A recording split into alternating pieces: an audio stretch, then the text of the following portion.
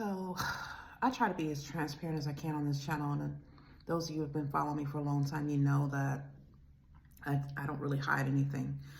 I mean, I'm open to, acknowledge my mistakes and the things that I do wrong. I've talked about my past and I've used this openly because it's been my testimony of how far God has brought me. And I rarely get on this channel and ask for prayer for myself or my family because I spend so much of my time praying for others, praying for many people God put across my path or things that God brings to my awareness. If I even sit and scroll on the news or YouTube and see things, I'll pray. And God uses me to pray so much that sometimes it's like I don't feel like I should be asking people for prayer. But right now, I do need prayer because I'm going through something that is going on within my family, and I'm asking you all to pray for me. I'm going to share just a little bit of what's going on right now. This has been going on for a long time, and the Holy Spirit's been revealing so much to me over these past few days, over the past few weeks, and it's just to the point where I need those of you who are Holy Spirit filled, you filled with discernment, and you can get messages up there to God, and you know how to pray on behalf of me and my family, because right now I feel like I'm alone, and I'm going to tell you why. As those of you know, I was a young teenage mom. I have 4 children, and 2 of them I had when I was very young. I had my first daughter, my oldest daughter, when I was 15. I got pregnant at 14 years old by a man who was 21 years old, a man who manipulated me, and I feel he raped me because I told him to stop, and he forced himself on me. He would not stop. This man has been allowed to get away with pretty much taking my virginity from me and raping me and walking away once he found I was pregnant. But it was my fault because I was rebellious. I told my mom I didn't want to go to church that evening. And I ended up inviting this man over to my house after he had pursued me for many months. And I turned him down. I turned down his advances. But one day I decided to be disobedient. I decided to invite this man over to my home. And I was only 14 years old at the time, and he came over my house. He had a friend with him, and he pretty much forced me into having sex with him. He lured me into the bedroom, and I told him I didn't want to do it. It was painful, and so I was just naive and gullible, and I let him have his way with me. But as a result, I had a beautiful baby girl. I had my daughter, my oldest daughter, who I loved dearly. My mom wanted me to get an abortion. I talked about that, and I wrote her a letter, because she was, adamant on having me get rid of this child, and I wanted to keep my daughter. And I wrote my mom a letter of how hurt I felt that she was trying to make me get rid of this child. And so my mom ended up letting me keep the baby. But I want to tell you about our relationship. My mom and I had always had a very strained relationship. We did not have the best relationship, and a lot of people will think that my mom was a saint. I don't talk down my mother. I know we have all done our wrongs. But a lot of people have saw my mother in a light that she depicted to everybody else. But when she came home, it was a different story. It's like she had 2 faces. One she showed the church, one she showed everybody, and one she displayed to me and my father when she was at home. My father did not take care of the house. He had an immature child like mine. And so he did not provide for the household. My mother had to work, and as a result, she was very embittered. And a lot of times she would project this anger towards me. She would say things like, I was already messed up. I had issues emotionally and mentally because my father had introduced me to pornography. He had been sacrificed my life to Satan. I was riddled with all these demons and demonic spirits that I didn't know anything about. I was being teased in school and mistreated by my peers. I was rejected by my family, and I was messed up. I was a lonely, messed up girl who had issues, and no one got me the help I needed. So I sat in a stupor sometimes. I would just sit there, and I would daydream, and I would not clean up my house. I would not clean up my room. And my mother would get very upset about this. She would be very angry, and she would come home, and she would see the house a mess, and she would call me names. She would say things, and sometimes she would get physical. I remember one time with my mother, because I was running late to get on the bus for school, she got very upset, and I caused us to miss the bus because I was moving too slow, and she kept telling me to come on. And my mother had a very quick temper back then, and when she had that temper, she would just lash out and become violent. And yes, I dealt with this on numerous occasions, and my mother proceeded to grab me by my hair. I was about 12 years old at the time, and she dragged me down the street, started yanking me, pulled me to the ground, and started dragging me because we missed the bus. Often she would take her fist and punch me in the face or hit on me and beat me. And my dad would always say, don't do her like that. Just get a belt. He would try to tell her, but my mom, she didn't want to listen.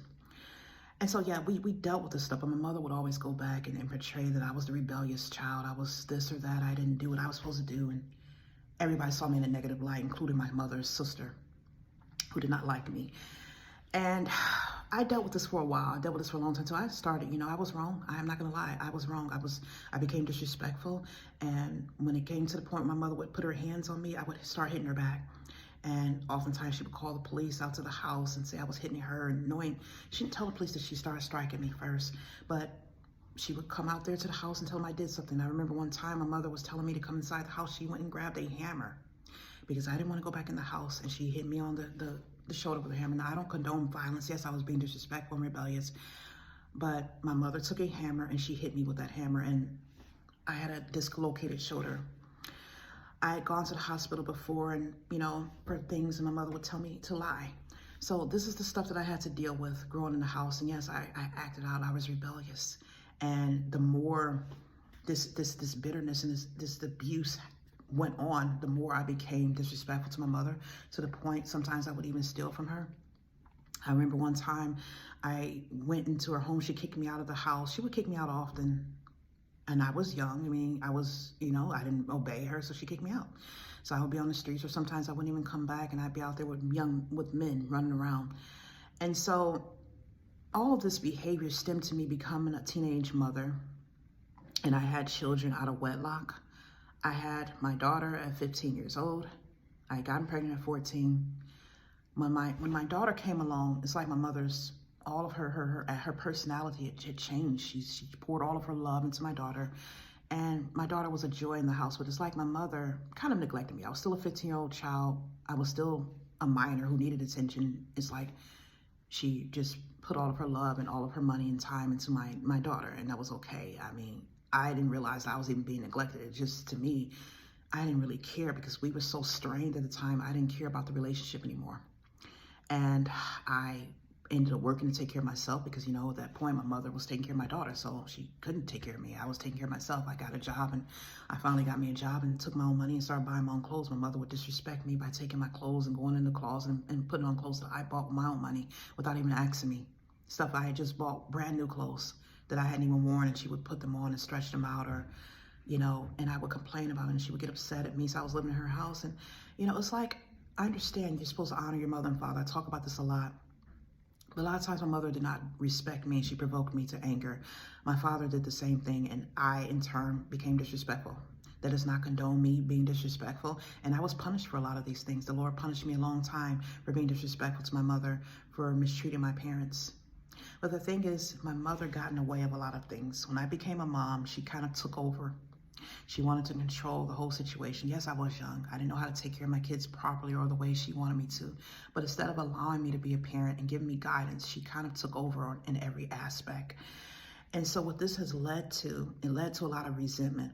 My daughters, who I had at 15 and 19 years old, ended up harboring resentment towards me. They harbored a lot of anger that I could not take care of them. And see, when my mother ended up taking custody of my two oldest daughters, I allowed her to do it because when we were in mediation, it was given the impression that this was something that would be good for me, to give me time to get myself together, to finish school, and I could come back in term and then take care of my children. So I was going to school and I got me a job, but then, of course, I still had men in my life that my mother did not approve of. And so she would not give me my children back. And so even though I tried to get them back, and she said she's not going to release them into my custody, I was in my 20s at the time, and, I felt I could take care of my kids at this great job, and I wanted them back, and she would not give them back to me. So by me not having my kids, it kind of felt a disconnect.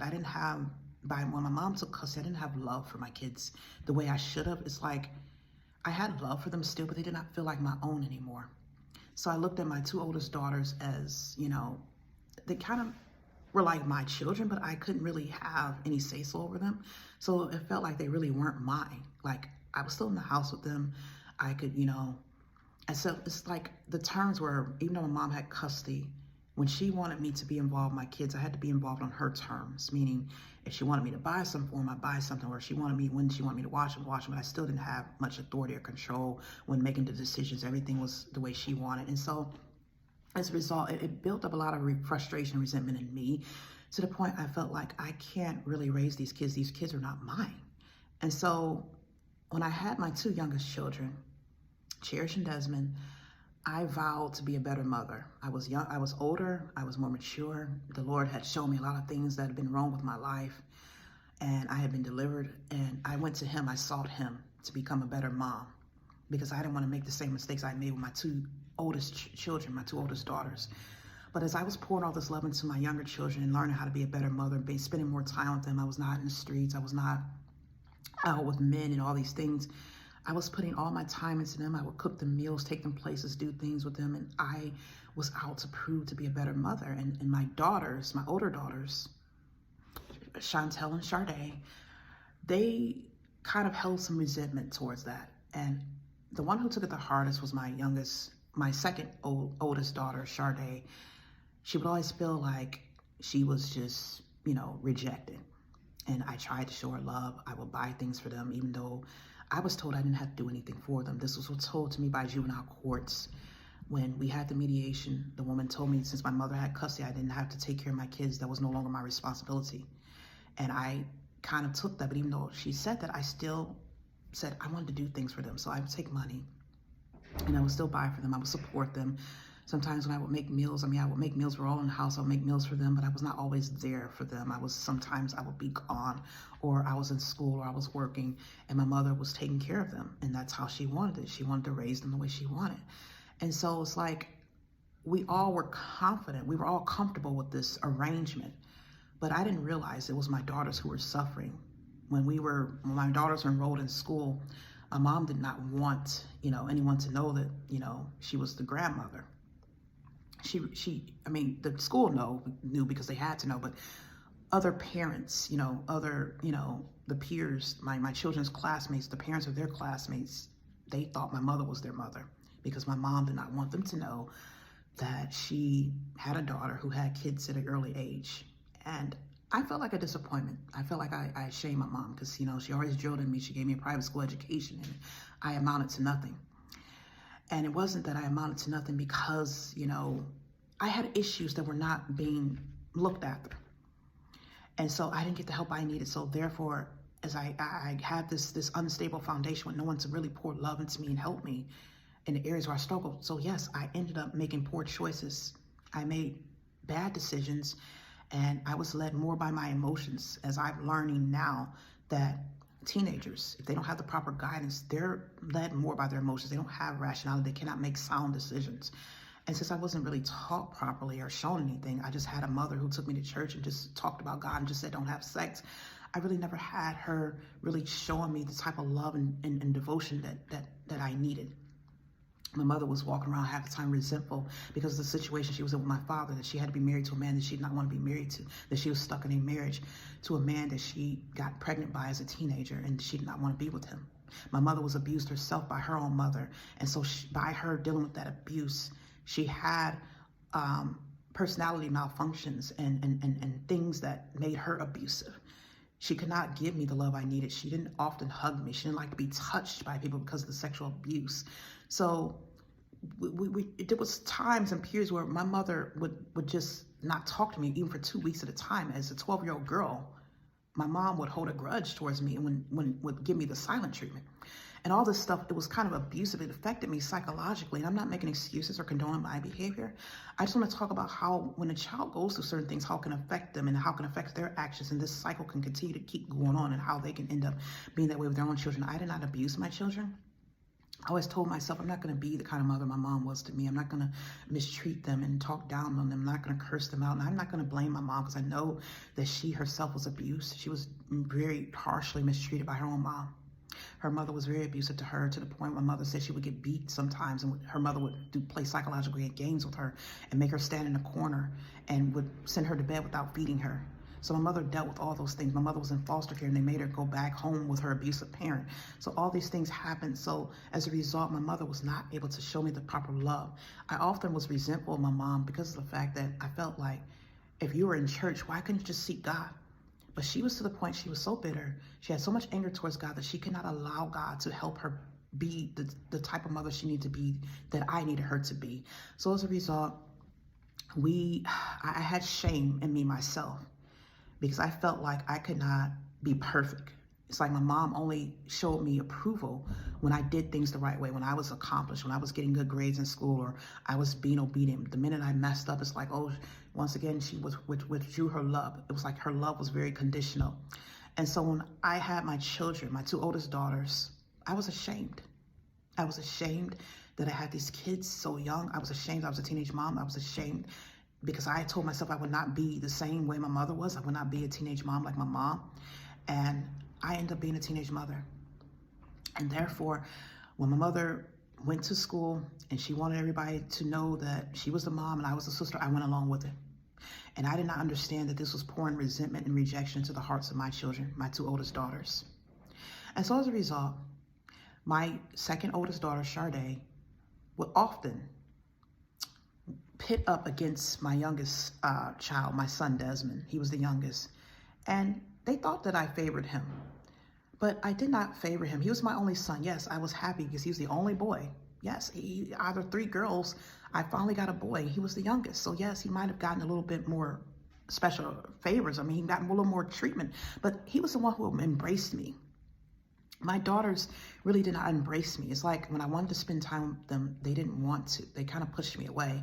And a lot of this stemmed from them harboring a grudge towards me because I was not able to raise them. My mom took custody of them. They said I was not a good mother. I mean, I was young. I was not prepared to take care of them mentally and emotionally. I didn't know how to be a mother. I would take my kid out. Sometimes they would be with me over my boyfriend's house and we would just be hanging out. And, you know, he would be playing video games. My daughter would be sitting there, and this boy, you know, sometimes he would be smoking marijuana. And I wasn't smoking anything, but the thing is, I had them in poor situations because I made bad judgments. And all this was done while I was a teenager. I was 16 years old. And so my mom said she's going to take custody of my daughter. She took custody of both of my children because I was too young to raise them. And so now that I was at an age where I was more mature and I was asking God to help me be a better mother, I was able to devote more time and be more responsible with my two younger children, Cherish and Desmond. And so my daughter did not like that. Often both of them, Chantel and Sade, would be resentful of this, and they did not understand. And I would notice how they would just do little things like to be spiteful towards me. And I just took it, but it was like they would say things to me, they would speak down to me. And a lot of time my mother condoned it, she allowed it to happen. And it's like, I felt like, okay, I deserve this. I walked around with this guilt for a long time and felt that I deserved to be disrespected and mistreated by my two daughters because I didn't raise them. Even though I was still there in the house, I still provided for them sometimes. If they needed clothes and I had money, I would buy for them. If they needed toys, I would give them toys. Sometimes I would be with them, but I didn't spend a lot of time with them. And that's the thing, they did not have my time.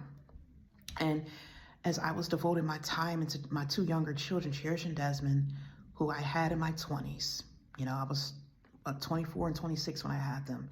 So I was more mature at that time, and I was able to make better decisions as a parent when it came to Cherish and Desmond. And my two oldest daughters did not like that. They were resentful and they were often jealous. And they said that I favored them, but I always kind of favored the youngest. I mean, that's just how it was. When Sade was the youngest, she got all the attention. When Cherish was the youngest, I doted on her. Then my son became the youngest. And so I loved all my kids. I tried to give them all love and give them all attention. But like I said, Desmond was more receptive of that. I noticed he was different. He was kind to me. He wanted to spend time with me. He showed love to me. And maybe that's because he was the boy. But my daughters, they were like pitted up against me. And for some reason, Cherish, you know, who I tried to love, but she was just so quiet. Sade will often feed her things that I favored, you know, my son, and I didn't love her, and she would put thoughts in her head. And she got cheers to start feeling like she hated her family. Her family didn't like her. And she always say, I can't wait till I get out of this family. And she didn't realize that we truly loved her, that it was better. The grass wasn't greener until she went into foster care. And the Lord showed me how that Sade, my daughter, had planted seeds into her to make her feel like her family not love her, because for some reason, my daughter Sade was resentful of everyone. She was resentful of my oldest daughter, Chantel. She felt my mother, doted more on Chantel and gave her more attention because she was my mom's favorite. She was the oldest and she was smart.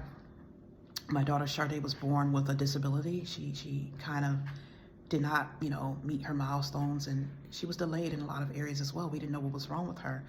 And my mother sometimes would say things and make her feel bad and belittle her. And so this middle child, she was the middle child, it's like she felt rejected. And I tried to show her love, and I tried over and over to explain things to my children and apologize to them. I acknowledged my mistakes of how I could not raise them, how I was out here myself seeking attention from men, and I could not be there for them. And I was young, too young to have children, and I was not responsible. And I've apologized to my girls over and over, but they have harbored resentment towards me. And as a result, the Lord had showed me and revealed to me how my daughter Sade, my second oldest daughter, has been using sorcery to take from me and to take from my son Desmond. She has gotten to the point where she has stolen things, hijacked my destiny, hijacked my favor, with the help of people in my family. My aunt has helped her. She went to move with her. She's done sorcery. The Lord was showing me how there was a spirit inside of her that she got, and while she was living, she'd spent a few months temporarily with my aunt. When she was going to school, she was living there with her for a brief while. And that was because she had nowhere to go. But the Lord was just showing me how she has been using sorcery to steal from me. She's been using sorcery to take away from me. And, she's been doing this for a while. I don't know how long, but I was revealed all of this. And it got to the point where, I'm at the point where I don't have any money of my own. I have nothing. And I've had to ask my daughters for money. And they sometimes will help me out. Sometimes they'll do it begrudgingly.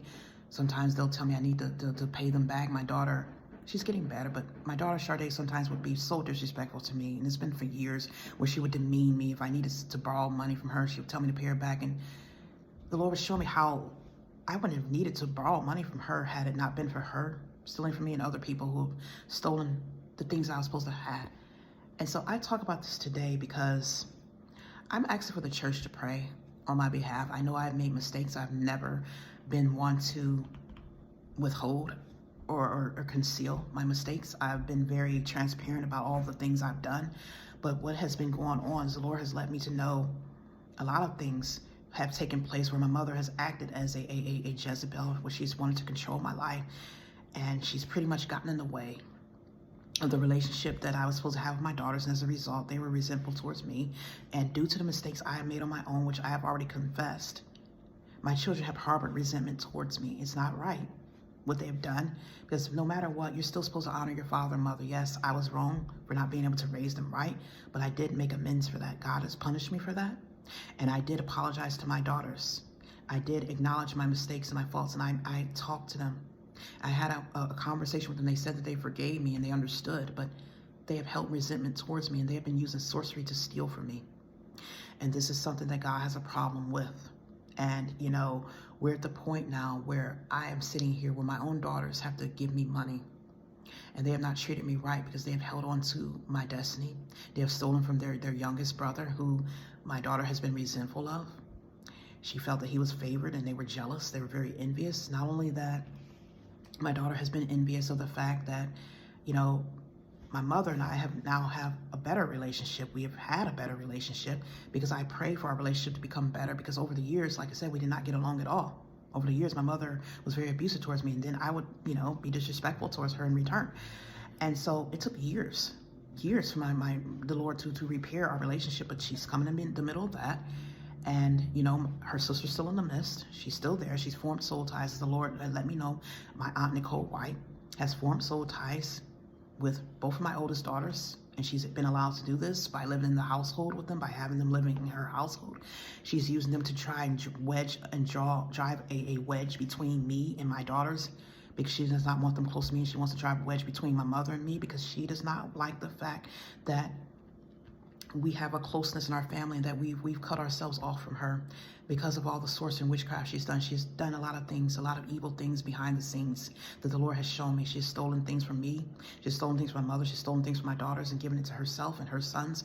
She's taken our destiny and hijacked it. Her husband has been along and helped her. And there's been a lot of separation. And as I've talked about it before, the Lord has an appointed season for his people to come forward. And I cannot move forward completely and fulfill the destiny that God has me here to help others and to do what I'm supposed to do while these people are all holding on in the background and doing malicious things to me. Now, I've prayed, but I'm asking the church to join together with me and pray. I feel like I'm alone now. I don't really have anyone. I don't know if there's anyone that I can trust at this point. I know I have God, but I have been completely separated now. I've been completely isolated with my family to the point it's like I see their underlying bitterness and resentment that my daughters have against me, my oldest daughters. My younger children are gone. They're in foster care. I don't get to see my daughter Cherry. She's, I do a FaceTime call with her a couple, I do on occasion. I've been trying to talk to her on FaceTime, but I don't get to see her. My son is put away in a group home where I get to see him in person once every couple weeks. And so I feel like I'm isolated right now. And the enemy has set this separation out here. He's trying to drive a wedge between this entire family because he does not want me to accomplish what God wants me to accomplish, and he wants to destroy me. And so I'm just asking the rest of you all to pray on my behalf, on behalf of my family, on behalf of my daughter, who is still doing things to me, is taking from me. God has been punishing her. He took her car from her, and my oldest daughter will help her when she's going through her punishments, but she still has not learned her lesson, and she still is doing sorcery, still using witchcraft to steal from me. With the help of, like I said, she has her friends. I don't know what she's dabbling in. She's doing things. She just recently went to Atlanta, Georgia. And, the Lord's let me know certain things and revealing things to me. She ended up having her car break down in Atlanta, Georgia. She could not bring it home. She lost her vehicle. So it's just a lot of stuff where God's trying to get her attention to come out of her sins and come out of what she's dabbling in, but she will not come out of it. Like I said, she's still harboring a lot of resentment towards me. I mean, she'll come forth with this false persona, but on the inside, she has a lot of resentment towards me. Sometimes she'll lash out at me and speak to me in the most demeaning way. And I've often, heard my mother gossiping with her about me. And it's like, it's like wolves. People are being used, and they're on their own flesh, and they're coming against me as God has anointed me as a vessel. He's anointed my son, and we're being pitted up against, and we have been targeted for a while. And the Lord has just been opening my eyes and revealing this to me. I had a dream recently where my daughter we were in this place donating blood. We were trying to get a test, and we were donating some blood. They asked us to donate blood, and I was donating my blood, and for some reason my blood came out looking like it was this orangish reddish color. It was all thick and clumpy. It looked like hot sauce almost. It could be like portraying hot sauce. And then when my daughter, who the Lord showed me was taken from me, she donated her blood, came out real dark and rich, like blood's supposed to look. And they were all doting over her. Oh, you have this beautiful blood, and giving her all this favor. And I was just sitting there, they were just kind of looking like casting me away. And that's his way of showing me how my daughter took over. She stole the favor that I was supposed to have. She defiled my DNA and corrupted it. So my DNA has been defiled because people have been stealing it. They have been taken from us. People who have felt resentful and bitter. Like I said, my daughter, for some reason, has always felt like the black sheep, even though she was not. She might have been not as intelligent, but she had curses on her from her father. Her father's rebellions. We have curses on us because of the sins of our father unless we get those broken and we accept Jesus Christ. I told her many a times I pray for her myself, but she herself does not want to come out of her sins. She's hanging with the wrong crowd. She's getting involved in things she's not supposed to be involved in. And therefore, her life does not reflect blessings. So she, in turn, has stolen blessings that were for me, meant for me, and they were meant for my son. And God has blessed us to do his work. But she cannot hold on to this, as God has let me know. She cannot hold on to this, and God is ready for judgment. I love my daughter more than anything. I love my children. But, what is right is right, and what's wrong is wrong. And if God is going to be judging the rest of the world and others who will come up against us, he can't allow special treatment to those in our family. Yes, we can pray for mercy for them. but they're going to have to, come out of their sin or face the consequences. And so that's the point where we're at now, because my own daughter is being pitted up against me. There's underlying influences that are in the background. So I'm asking the rest of you to start praying on our behalf, and I really greatly appreciate it. Thank you.